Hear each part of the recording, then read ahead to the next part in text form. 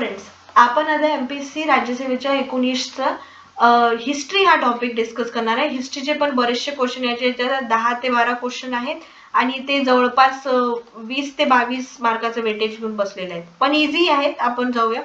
हा एन्शियंट इंडियाचा क्वेश्चन आहे, प्राचीन भारताचा आहे की मोहम्मद घोरीचे राज्यपाल व घोरीच्या मृत्यूनंतर स्वतंत्रपणे राज्य करण्याची सुरुवात केली होती, तर त्यांनी कोणते कोणते भूभाग घेतले होते.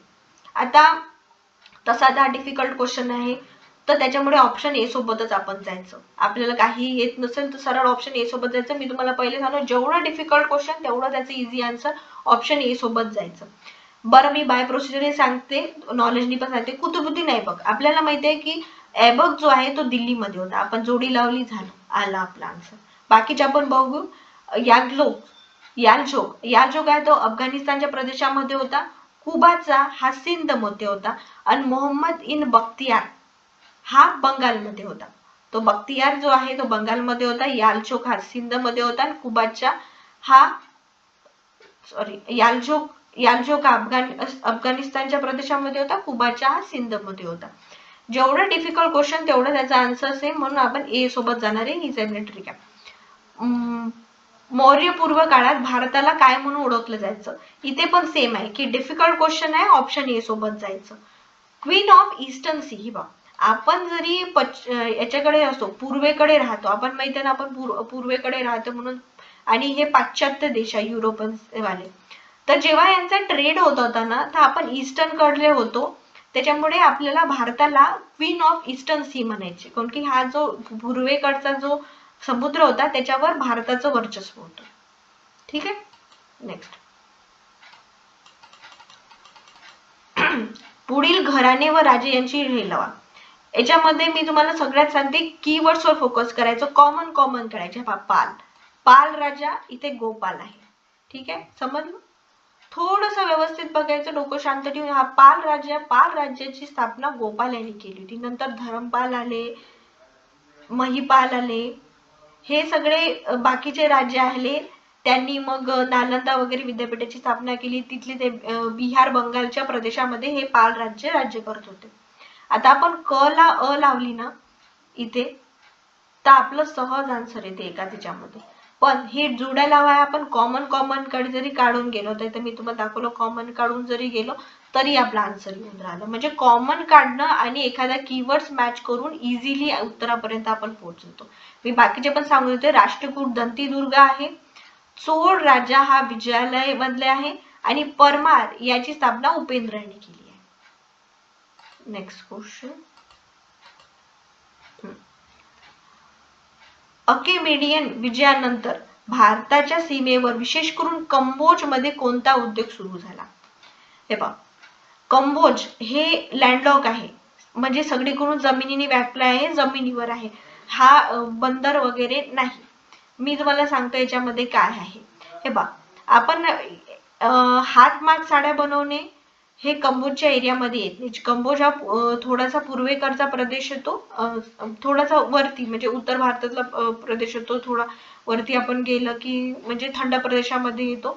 तर त्याच्यामुळे असं हातमाग साड्या बनवणे नाही, भांडी बनवणे पण नाही, आणि तो एक जहाज बांधणी याच्यासाठी नाही, कारण की तो जमिनीवर आहे, बंदर वगैरे असातला एरिया नाहीये. त्याच्यामुळे ब्लँकेट बनवणे हा जेव्हा क्वेश्चन आला होता तेव्हा मी इलिमिनेशननीच गेली होती, म्हणजे एक ऑप्शन इलिमिनेट करायचा की भांडी बनवण्यामध्ये भारताला महारथ नाहीये. साड्या वगैरे बनवायचा तर तो आपला पश्चिमेकडचा भाग येतो, महाराष्ट्र वगैरे. आणि जहाज बांधणी नाहीये, कारण की सी नाहीये, समुद्र नाहीये, बंदर नाहीये, म्हणून ब्लँकेट बनवणे. तुम्ही बघाल काश्मीरकडचा जो एरिया आहे त्याच्यामध्ये ब्लँकेट्स, त्यांच्या शॉल्स, इवन उत्तर भारतामध्ये पण हे त्याचा जो उद्योग आहे खूपच भरभराटीला आलाय. आता त्याची सुरुवात त्या एरियापासून झाली आहे, झालेली आहे. आता बघ, हा जो क्वेश्चन आला होता ना, हा तेव्हाचा सगळ्यात डिफिकल्ट क्वेश्चन होता, कारण की यांनी कुठल्या तरी पुस्तकात तसे उदाहरणं उचलले होते, कोणाला काहीही माहिती नव्हतं. मग मी तुम्हाला काय सांगितलं, जेवढा कठीण क्वेश्चन तेवढं त्याचं आन्सर सोपं, तर आपण ऑप्शन ए सोबत जायचं, झालं. तुम्ही जर इथे कॉमन जरी काढलं तरी तुम्हाला आन्सर भेटते, त्यांनी जा किंवा ऑप्शन ए नी जा, कारण की हा त्यावेळेचा खूपच डिफिकल्ट क्वेश्चन होता, कोणाला काहीच याचा संदर्भ लागून नव्हता राहिला. इथे पण तेच आहे, कोणत्या व्यक्तीचा काश्मीर संस्थानाशी संबंध नाहीये. याच्याबद्दल थोडंसं माहिती नव्हतं कारण की महाराष्ट्राचा इतिहास आहे, तर जेवढा डिफिकल्ट क्वेश्चन तेवढाच इझी आन्सर. तर काशीनाथ वैद्य. तुम्हाला डिफिकल्ट क्वेश्चन वाटला की ऑप्शन ए मारायचं, कारण की 50-50% वगैरे मध्ये येऊन जाते. असे 4-5 क्वेश्चन जरी मिळाले तरी होऊन जाते, म्हणजे 1-2 मार्क जरी आपण कव्हर केले तरी खूप झालं, कारण की 0.55 चा डिफरन्स असतो. एक मार्क, एक पॉइंट साठी कॉम्पिटिशन आहे. इथे आपण हे करू. इथे पण थोडासा डिफिकल्ट क्वेश्चन आहे. ह्या लोकांनी ऑप्शन ए सोबत गेले होते तर त्यांचं बरोबर आलं होतं. मी तुम्हाला थोडंसं यांनी सांगते, म्हणजे ऑप्शन ए सोबतही जाऊन तुम्ही काढू शकता. इथे कॉमनचा मला वाटते कार्यक्रम नाही आहे, इथे कॉमन टर्म जास्ती नाही आहेत, नाहीच आहेत असं म्हटलं चालेल, ते कॉमन टर्म आहेच नाही. तर मी सांगते, मी तुम्हाला ह्याचा एक्सप्लेन करून सांगते. राजगोपालचारी यांनी हरिजनांना उद्धारून घेण्यात स्वतःला गुंतवून घेतलं. आता विठ्ठलभाई जे पटेल होते ना, ते सगळ्यात पहिले मध्यवर्ती मंडळाचे अध्यक्ष म्हणून झाले होते. म्हणजे आताची जी स्पीकर म्हणतो आपण, स्पीकर जी सुमित्रा महाजन बिर्ला सर आहेत, तर ते जे स्पीकरची पोस्ट आहे ती विठ्ठलभाई पटेल यांनी होती इंग्रजांच्या काळामध्ये. तर आपण क सोबत अ जाऊ, ठीक आहे. चित्तरंजन दास हे जे व्यक्ती आहेत हे कोलकात्याचे होते, पण बंगालमधले होते. हे बंगालमधले एक विद्वान होते, तर मग कोलकात्याचे महापौर म्हणून निवडले गेले. ऑप्शन 3. मदन मोहन मालवीय, लाला लजपत राय यांनी काय केलं होतं, तर यांनी स्वराज्यावर टीका केली होती. स्वराज्य या कन्सेप्टवर यांनी टीका केली होती, ठीक आहे. आणि राजगोपालचारी यांनी हरिजनांचा उद्धार करायसाठी गुंतवून घेतले होते. यांच्यावर महात्मा गांधी यांचा खूप प्रभाव होता, ठीक आहे. हे जे एक्सप्लेन केलेले आहे ना की ओळखा मी कोण, हे खूप सोपे असतं. तुम्हाला एखादं जरी स्टेटमेंट असलं तरी तुम्हाला येऊन जाते. पुण्यातले लेखक आहेत, अस्पृश्य वस्तीत जाऊन शिकवत होते. 45 साली आंबेडकरच्या जयंतीनिमित्त त्यांनी कल्याण येथे कार्यक्रम आयोजित केला, त्याचे अध्यक्ष होते. पुण्यातील हिंदुत्ववादी होते.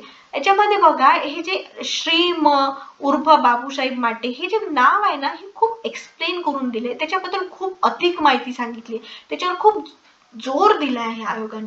त्याच्यामुळे हे जे बाकीचे जे आहेत ऑप्शन हे एकेरी आहेत, पण ह्या ऑप्शनवर आयोगाने स्वतःहून जोर दिलाय. आयोग कधी कधी ब्रॅकेट टाकून, उर्फ किंवा आदराने एखादं त्यांना उपाधी लावून ते जे ऑप्शन देते ना, त्याच्यामध्ये आपलं उत्तर दडलेलं असते. म्हणून आपल्याला येत पण नसेल तरी त्या टिप्सनी गेलो ना आपण तरी होऊन जाते. आता बघा, इथे हे जे न्यूजपेपर आणि हे आहेत हे थोडे बंगालकडले होते, त्याच्यामुळे प्रत्येकाला हे माहिती असणं शक्य नव्हतं. आपण याच्यामध्ये पॅटर्ननी जाऊ. आपला जो 1 2 3 4 4 3 2 1 हा जो पॅटर्न आहे याच्यानुसार गेलो, किंवा खूप डिफिकल्ट आहे त्याचं तर ऑप्शन ए या पॅटर्ननी पण गेलो तरी आपलं ऑप्शन येऊन जाते. पंडित रामकुमार विद्यारत्न यांनी कुलीनी वाहिनी हे लिहिलं होतं. कृष्णकुमार मित्र यांनी बंगाली वृत्तपत्र संजीवनीचे संपादक हे होते. पंडित शिवनाथ शास्त्री हे ब्राह्मो त्या मिशनरी मध्ये होते. आणि द्वारकानाथ गांगुली यांनी बंगाली वृत्तपत्र हे इंग्रजीत बंगाली वृत्तपत्रामध्ये इंग्रजीत त्यांनी लेखन केलं होतं.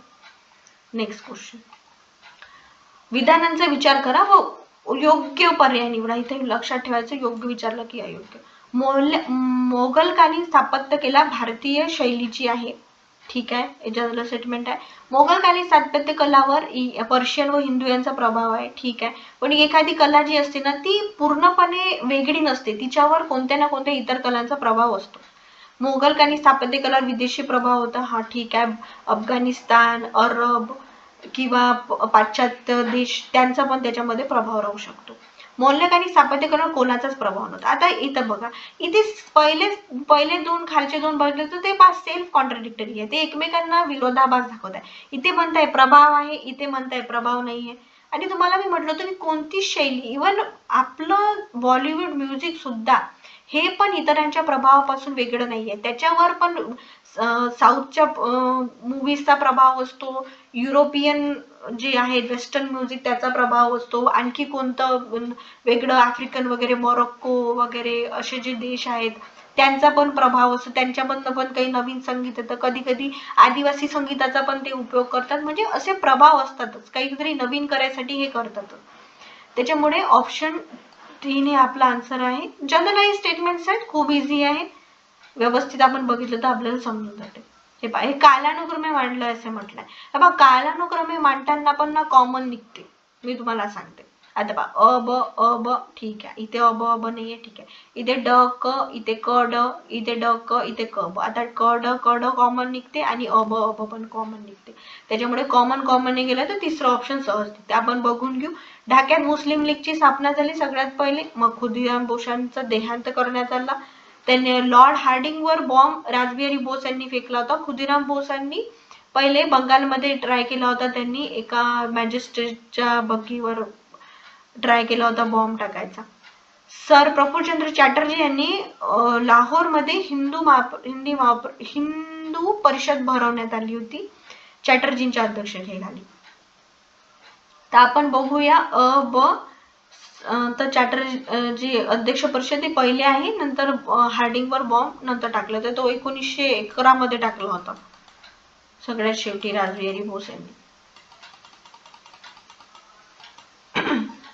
नंतर हा, इथे कोणत्या विद्वांस तयार उद्भेदन झालेले आहे? विश्वधारा, लोपमुद्रा, अपाला, घोषा. आता मी तुम्हाला माहिती होतं, जेव्हा खूप जास्त डिफिकल्ट क्वेश्चन येते तुम्हाला माहिती नसते, किंवा आता कोणत्या विद्वान स्त्रिया झाल्या, सगळ्याच होऊ शकतात. विद्वान स्त्रिया एक तर राहतच नाही, त्याच्यामुळे ऑल ऑफ द अबव जायचं. जर आपल्याला म्हणजे माहिती नाही आहे आणि आपण कोणाला एलिमिनेट करू शकत नाही, तर ऑल ऑफ द अबव हा सेफ ऑप्शन असतो. ठीक आहे, नंतरचं बघू. कोणत्या प्रकाराने भारतातील भांडवल संपत्ती ब्रिटिशला नेत होते? म्हणजे भारतातली जी लूट नेत होते ब्रिटिश, ते कसे नेत होते? इथे पण ऑल ऑफ द अबव जो स्कोप आहे आपण त्याच्यासोबत जाऊ, पण पहिले वाचून घेऊ. भारतात काम करीत असताना भारताचे नागरी व लष्कराचे नियुक्ती, पगार, निवृत्ती वेतन, ठीक आहे. ब्रिटिशांना पगारही आपल्या याच्यातूनच जात होता. ब्रिटिश भांडवलदारांचा नफाही आपल्या याच्यातूनच जात होता. ब्रिटिशांमध्ये हिंदू सरकारचा झालेला खर्च, म्हणजे ब्रिटनमध्ये एक जे ऑफिस होतं जे भारतासाठी नेमलेलं होतं, त्याच्यासाठी जो खर्च लागायचा तो पण इथनच जायचा. हिंदी सरकारने घेतलेलं कर्जावरील व्याज, म्हणजे जे ईस्ट इंडिया कंपनी किंवा इंडियन गव्हर्नमेंट होती, ब्रिटिश इंडियन गव्हर्नमेंट, तिने जर कर्ज घेतलं असेल तर त्याचं व्याज या भारतातूनच जायचं. तर हे सगळ्या गोष्टी आहेत ज्या भारताच्या लूट करायसाठी ते वापरत होते. आता इथे विजोड व्यक्ती त्यांनी ओळखायला सांगितली आहे.